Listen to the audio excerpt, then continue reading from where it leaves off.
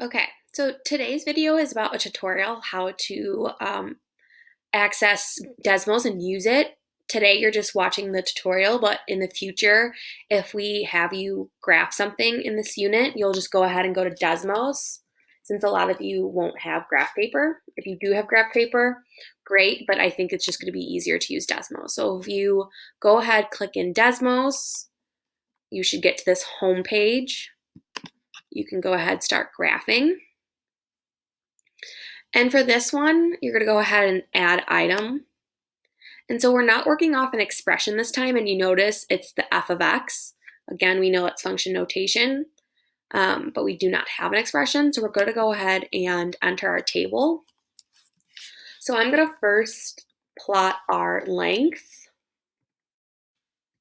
So we notice after sketching various rectangles, we had 0 through 10. Of course, we can't necessarily do a 0 by 10, but it does count, and we're going to include those in our points. And so first I'm going to enter our length just to see what it looks like. All right, now if I zoom out a little bit, you notice that these points are in a completely straight line, and we know that is a linear function. And so we're going to try what it's going to look like if we graphed the length versus the area. So I'm going to go ahead and keep this. So I'm just going to go ahead and you can graph two different sets of points. So I'm going to click number 2 and I'm going to add another table. So now you're going to notice it shows up in blue. All right, so I'm going to do the same thing. I'm going to plot my length. And then this time for my y point, I'm going to include the area. So for 0 length, of course, 0 area. Then 9, 16, 21, 24, 25, 24 again, and it starts going back down, 0. Okay. So now if I zoom out again, we're going to see our line, right, from earlier.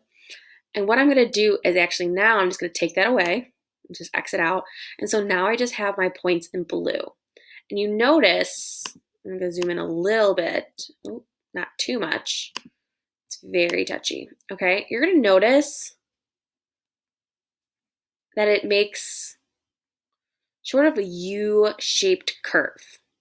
Okay, and this is what happens when we plot, again, the length versus the area. And we would have the same sort of graph if we instead we did the width. Okay, and I'm not going to show you because, right, we know that the length and the width start to repeat as we continued on. Okay, so that is how you use Desmos. You can always create an account to save them, but usually what you can do is just take a screenshot of it. And I know a lot of you have learned how to do that in Chromebooks. For me, it's different because I'm on a Mac.